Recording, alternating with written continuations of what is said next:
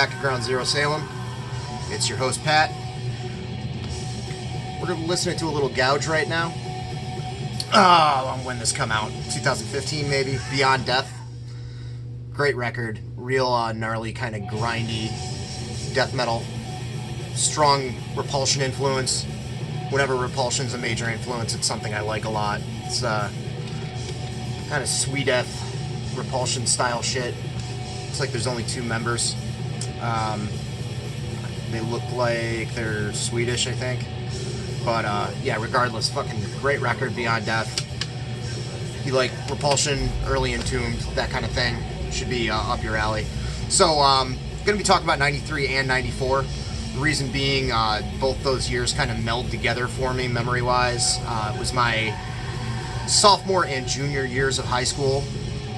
I went back to going to school in the city with my mom at this point, living with my mom, that is. And I was going to a lot of hardcore shows, so I was getting into a lot of hardcore music as well as exploring metal further. I thought the best way to go about this would to do a 2-parter. First part will be about all the hardcore and punk stuff that I was getting into. Second part will be about metal. So just to divide things up, not by year, but more by genre, I guess, because it was one big blur. It was a long time ago.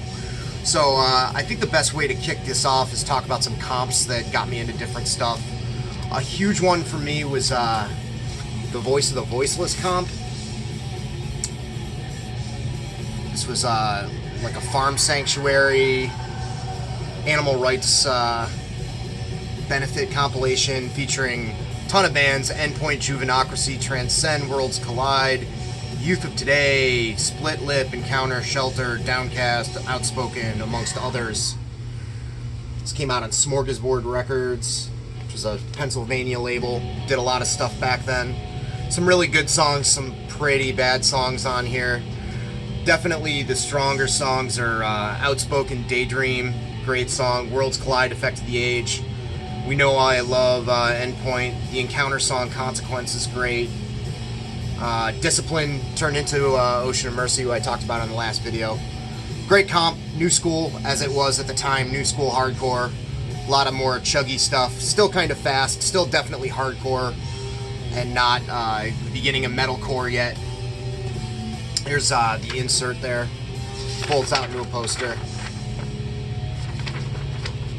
There's a live Youth of Today track on this where Ray talks about how meat eating is fucked up, especially because it's still legal. Anyway, it's too direct quote there. I also got, this I think is the first 10-inch I ever owned.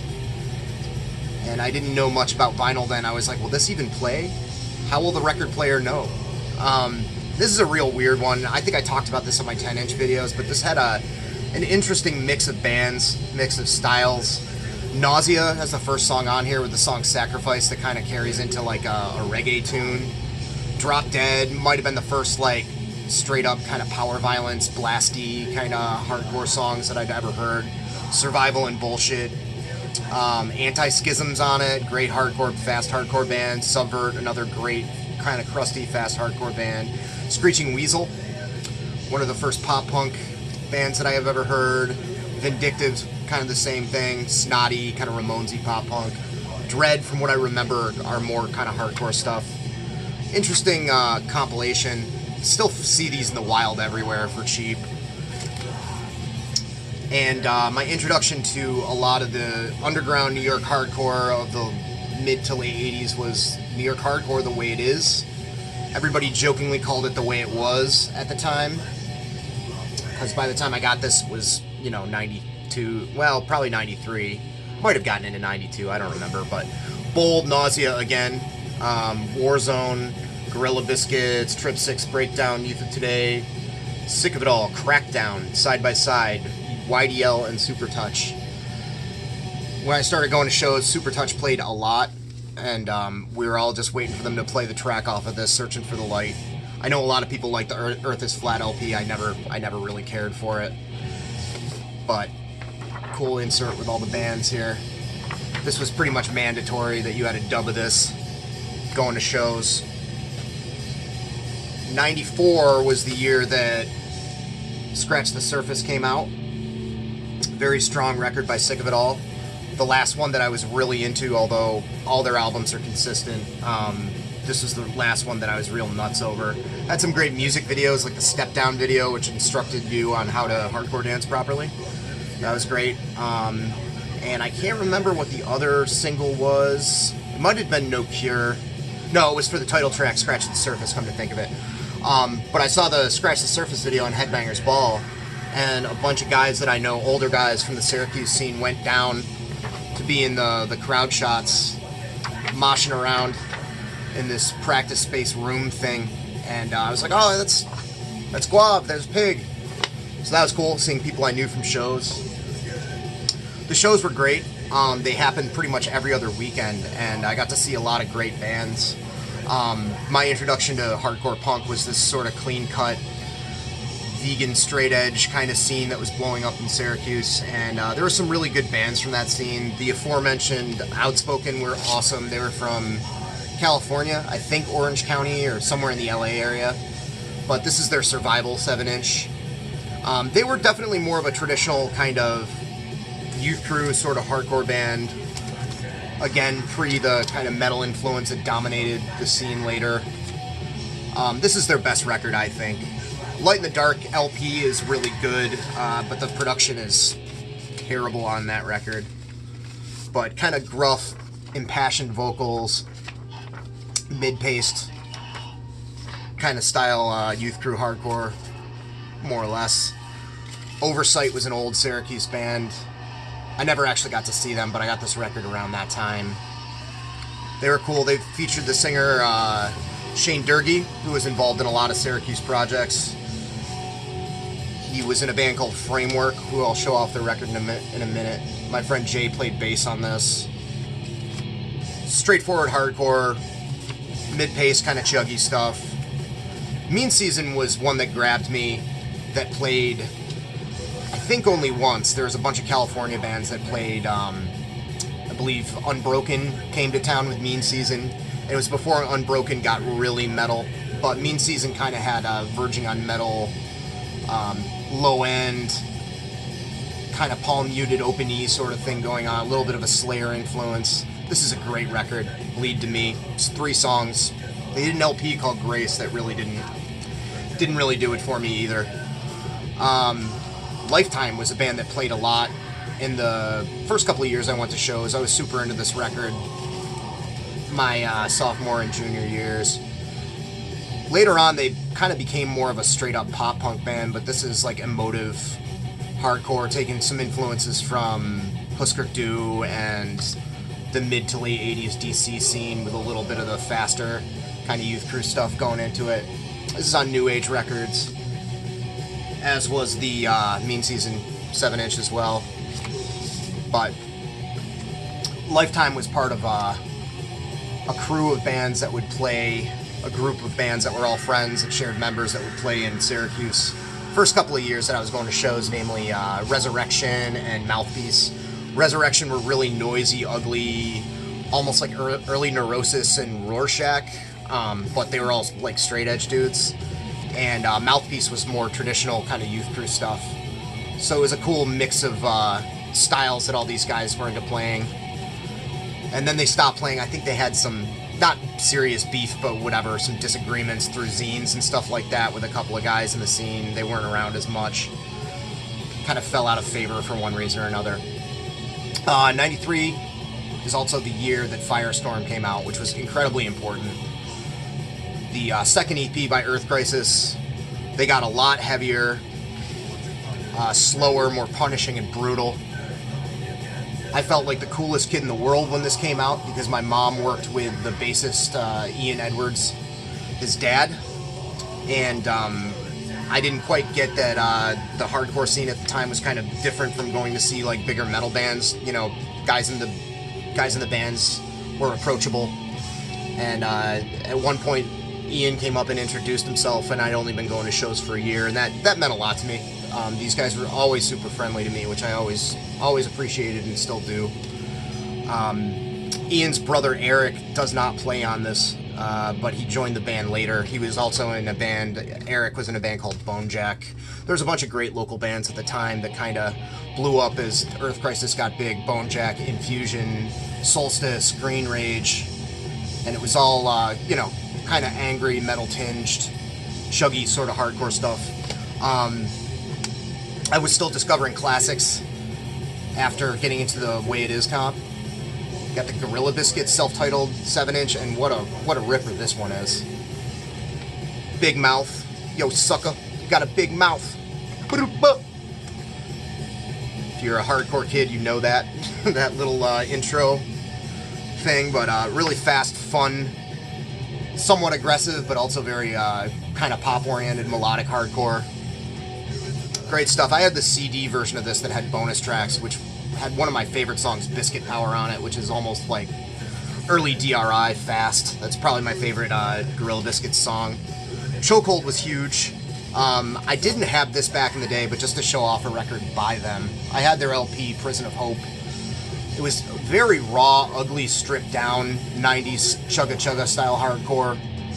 In a lot of ways, they were kind of, I've said it before, and a lot of people kind of cry heresy at it, but I feel like they were kind of the discharge of their scene, in that they had this kind of simplistic, to the point lyrics that repeated themselves, and kind of repetitive song structures, obviously playing a totally different style of hardcore. Very political, very pissed off. In a lot of ways, Chokehold didn't hold up for me, but I still like this 7-inch, and I didn't get this until years and years later, but good stuff, this record. Got into some Buffalo bands. The Buffalo scene was, you know, part of the whole upstate thing. This is the Watchmen 7-inch. This guy Doug from this band started Watchmen Studios, Doug White, and this is very, very metal tinged. These guys used to play with Slapshot a lot and Zero Tolerance. I feel like the Buffalo scene and the Rochester scene were a lot more metal friendly as far as like musical influences. Syracuse didn't come around to that till a few years later, it seems like. But this is verging on almost kind of crossover stuff. It's kind of like almost death metal-ish looking little scribble there. Cool record. I don't know if a lot of people ever talk about it, but I was super into it. I think I got it for like $1 at Oliver's Records when it came out. Undertow, again, riding that E string, very heavy. Oop, laundry's done again. This band was from Seattle. They played that show with Mean Season and Unbroken, I'm pretty sure. This came out on Excursion Records. Try to break my spirit, but you will not break me down. There are a lot of lyrics back then about not being broken down and not being taken down. This was no exception. Cutting away. The occasional fast bust really kind of took this a little one step beyond other bands at the time. This is This World Rejected. This is another Buffalo band. They came out of the ashes of Zero Tolerance. Zero Tolerance were almost like a crossover kind of thing, crossover New York hardcore kind of thing. This World Rejected was a little bit very similar to Biohazard in a lot of ways from what I remember. Not the same kind of lyrics and stuff, but maybe a little bit more simplistic to straightforward kind of Biohazard, but rhythmically a lot of similarities. This came out on Initial Records, which is a Michigan label. Blue vinyl. And then we have Framework, Justice Coming. This is the band that would go on to become Earth Crisis. A lot of similarities musically to the All Out War 7-inch, but not vocally. The vocals were very kind of impassioned and melodic. Very, very different. A lot of similarities to later Turning Point stuff that was very melodic and intricate. Got the photocopied cover. This is on Conquer the World Records. This was recorded at Penguin Studios, where Earth Crisis recorded their first 7-inch All Out War, as well as some local metal bands like Violent Fury recorded stuff. And then for something completely different, the cover of this has seen better days, but when am I going to find another 8-inch cover? Oliver's Records, 598. This is the Born Against Man is the Bastard split 8-inch. And At this time, halfway through high school, I was picking up every copy of Maximum Rock and Roll that I could find and reading about all these weird bands that were involved in scenes that were very, very different from what I was kind of exposed to in Syracuse. You know, like the street punk scene that was kind of experiencing a revival, crust, garage, all this different stuff, reading all these reviews. And Man is the Bastard really was a confusing band. They had, you know, 2 bass players. They were incredibly low end, very crushing, noisy. The Born Against songs on this are a lot less abrasive and punk than their early stuff, or like less hardcore, I'd say. They're still very punk rock, but they're a little bit more like tuneful. A little spazzy and all over the place, like a little bit verging on what was considered screamo at the time, which is completely different than what it is now. Kind of along the lines of like Heroin and Antioch Arrow and that kind of stuff. I had some good buddies in high school. Everybody was kind of into different stuff. My friend Ethan, he had an older brother that went to college in Plattsburgh, and his older brother was a big influence on getting him into all kinds of different types of music. Ethan was the more open-minded out of our group of friends. He was into early indie rock stuff like Polvo when I was getting into all this kind of shit. Not that stuff really ever spoke to me, but credit where credit's due for just being an open-minded dude. He made me mixtapes all the time that had everything from like NoFX to Skinny Puppy to old punk to the type of hardcore we'd see at shows. And he got this and taped me this compilation. This is the Oi Glorious Oi comp. It's a compilation that came out in 1987. And I was really big on it. It was the first Oi stuff that I'd ever heard. Around this time there was some kind of documentary on MTV talking about skinheads and the one side of that whole scene that was obviously very, you know, racist, and then there was the other side of the subculture that was into ska and was very anti-racist, and that was the first time I ever heard the term oi, and I thought it was hilarious, just because it's, you know, a Cockney phrase that a bunch of Americans are using in that documentary. But this has a great bunch of bands on it. It's a little past the era of like the prime of the first wave of the oi scene, but there's still great stuff on here. Early Anti-Heroes track, Cockney Rejects, Section 5, Sham 69, Vicious Rumors, YDL Again, Close Shave, The Strike, on Link Records. I think this is part of that whole series of oi compilations, like the Oi of Sex and all that stuff. It's just a later one. Somewhere between 93 and 94, I got the first Screeching Weasel record, Boogada Boogada Boogada. And this is probably still my favorite. This has a lot of early 80s hardcore on it. I know these guys are known also for being, like I said, more of a pop-punk band, like a Ramonesy kind of pop-punk band. And there's some songs on it that are almost kind of Bad Religion-y, but there's a lot of songs that also kind of remind me of Adrenaline OD. They're very fast and goofy. Still one of my favorites to this day. If I kind of over-imbibe or overindulge on the beers, this usually inevitably gets thrown on the turntable. At this time in the 90s, Roadrunner was starting to branch out and starting to put on, I think their first big success outside of death metal was probably Biohazard, who came from New York hardcore. Typo Negative as well, although they had connections to the metal scene, they were doing something implicitly different than that, obviously. And kind of from the same groundwork came Life of Agony. And you may scoff. I know a lot of people probably feel a way about this band one way or the other, but I love River Runs Red. I feel like a lot of people kind of pigeonhole the vocalist as doing sort of maybe an Alice in Chains sort of thing. To me, it's more of almost kind of like a Danzig kind of crooning. Impeccable riffage, you know, just great guitar tone, great riffs, almost doomy in sort of a way, very heavy, very pit-rousing. They definitely came from the lineage of bands like Breakdown and Sheer Terror.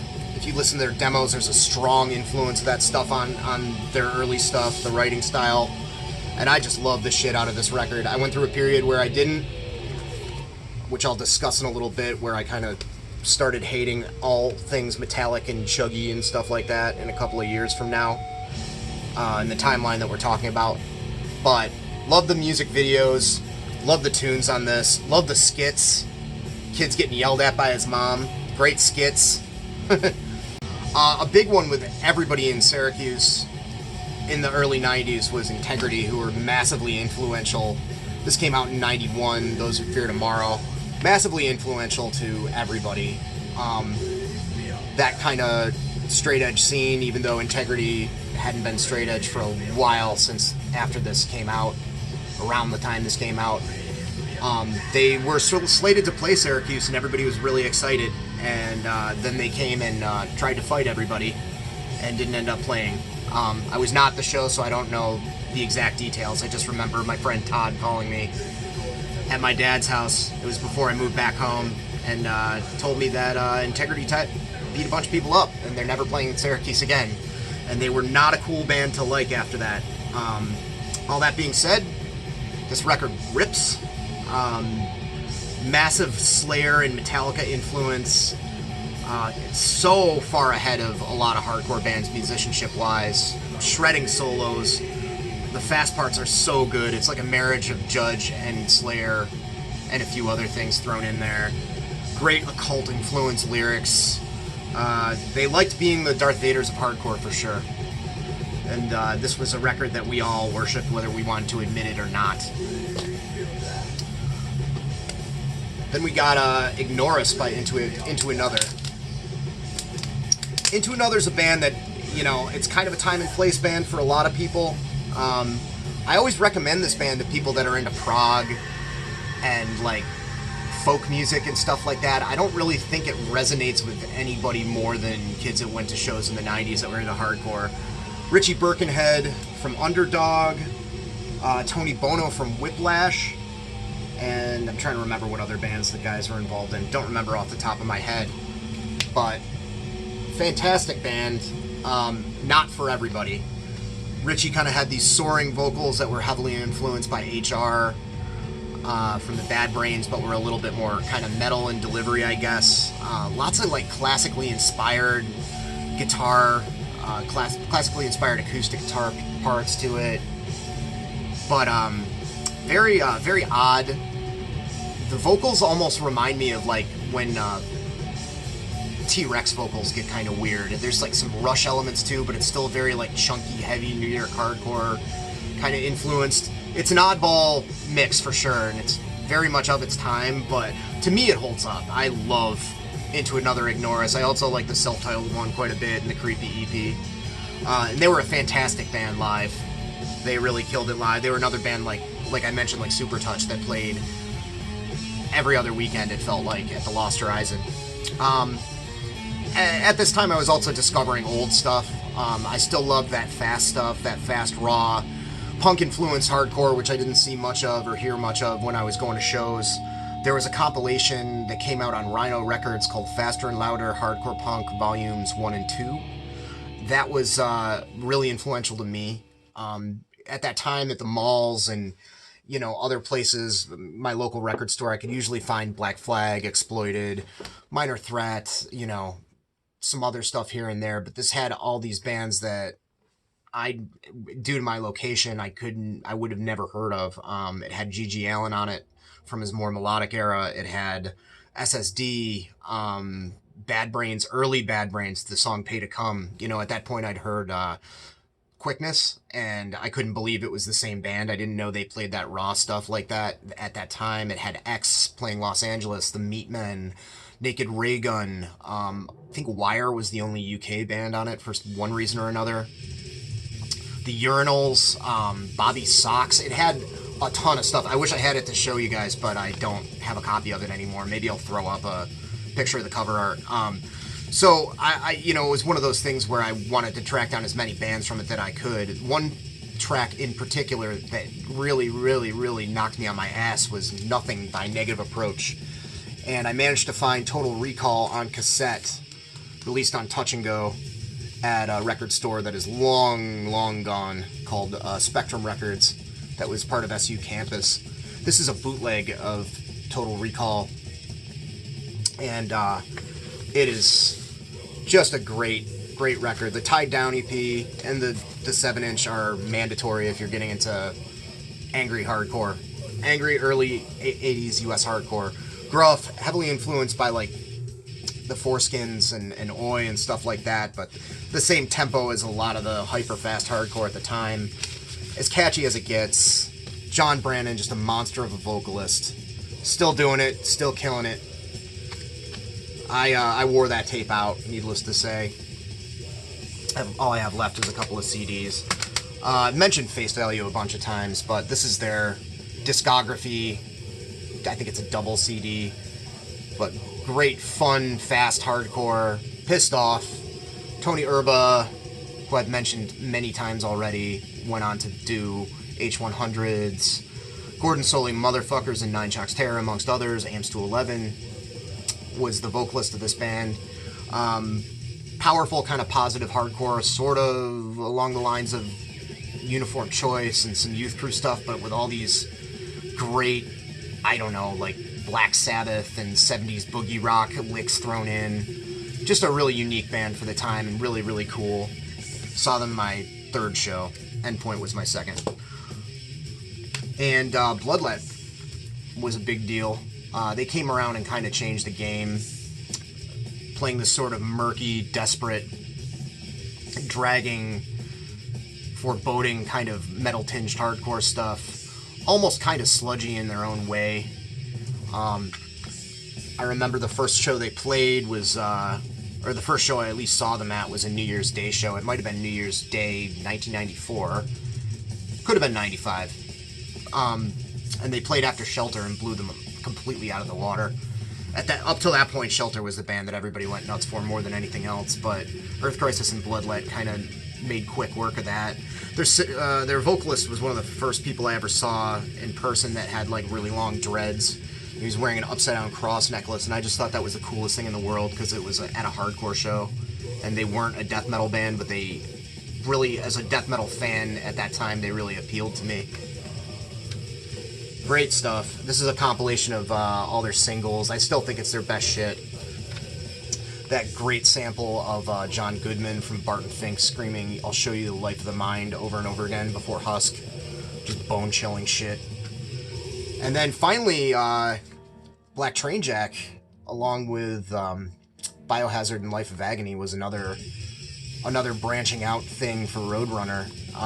But unlike those two bands, Black Train Jack was very positive, very melodic and pop-oriented, featuring members of great band Token Entry, who I wouldn't hear till years and years later.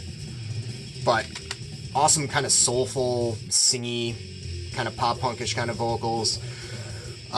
Songs kind of ranged between upbeat, kind of fast punk kind of stuff and the occasional almost quicksandy, rockish kind of riff thrown in here and there. One of those bands that I love, but I don't know a lot of people that are into. A lot of people tend to give me shit for liking BTJ, but I love them. And this was a big gateway for me to get into. I didn't even get into 7 Seconds really properly until I got into these guys. But after I started listening to these dudes, them and Screeching Weasel, I started seeking out more kind of melodic, poppy kind of stuff. Dag Nasty, 7 Seconds, stuff like that. Great band. Probably the only happy sounding music I listened to at the time.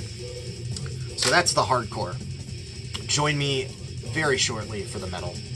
Thanks for watching. Thanks for subscribing.